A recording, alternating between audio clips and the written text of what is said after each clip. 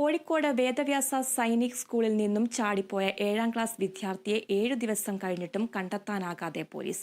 കുട്ടി ഉപയോഗിച്ച ഇൻസ്റ്റഗ്രാം ഉൾപ്പെടെയുള്ള സമൂഹ മാധ്യമ അക്കൗണ്ടുകൾ കേന്ദ്രീകരിച്ചാണ് ഇപ്പോൾ പരിശോധന നടത്തുന്നത്. കൂടാതെ പൂനെ അടക്കമുള്ള സ്ഥലങ്ങളിലും കുട്ടിക്കായി തെരച്ചിൽ തുടരുകയാണ്.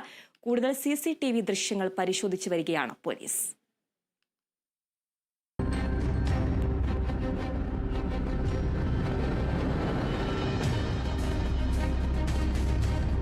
ഇക്കഴിഞ്ഞ 24-നാണ് കോഴിക്കോട് വേദവ്യാസ സ്കൂളിലെ 7ാം ക്ലാസ് വിദ്യാർത്ഥിയായ 13-കാരനെ കാണാതായത്. സ്കൂളിന്റെ ഹോസ്റ്റലിൽ നിന്നും കേബിൾ വഴി ഊർന്നിറങ്ങി ചാടിപ്പോയ വിദ്യാർത്ഥിയെ 7 ദിവസമായിട്ടും കണ്ടെത്താൻ കഴിഞ്ഞിട്ടില്ല. ബീഹാർ സ്വദേശിയായ വിദ്യാർത്ഥി ഇതുവരെ വീട്ടിലെത്തിയിട്ടില്ല എന്നാണ് വിവരം. ഈ സാഹചര്യത്തിലാണ് പോലീസ് ഇൻസ്റ്റാഗ്രാം ചാറ്റ് ഉൾപ്പെടെയുള്ള വിശദാംശങ്ങൾ പരിശോധിക്കുന്നത്. കൂടാതെ പൂനെയിലെയും ധൻബാദിലെയും റെയിൽവേ സ്റ്റേഷനുകളിൽ ഉൾപ്പെടെ നടക്കാവ് പോലീസ് എത്തി അന്വേഷണം നടത്തി. 24-ന് പുലർച്ചെ വേദവ്യാസ സ്കൂളിന്റെ ഹോസ്റ്റലിൽ നിന്നും ചാടിപ്പോയ 13-കാരൻ അതേ ദിവസം വൈകിട്ട് കന്യാകുമാരി പൂനെ ട്രെയിനിൽ കയറുന്നതിന്റെ CCTV ദൃശ്യങ്ങളും പോലീസിന് ലഭിച്ചിരുന്നു.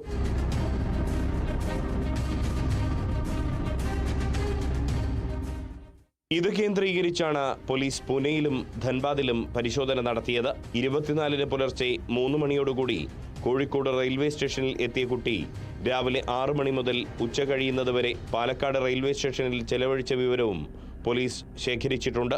2 രീതിയിലുള്ള അന്വേഷണങ്ങളിലൂടെ കുട്ടിയെ കണ്ടെത്താൻ കഴിയുമെന്ന ആത്മവിശ്വാസം തന്നെയാണ് അന്വേഷണ സംഘം പ്രകടിപ്പിക്കുന്നത്. Riyas KMR, Kerala vision news, Kozhikode.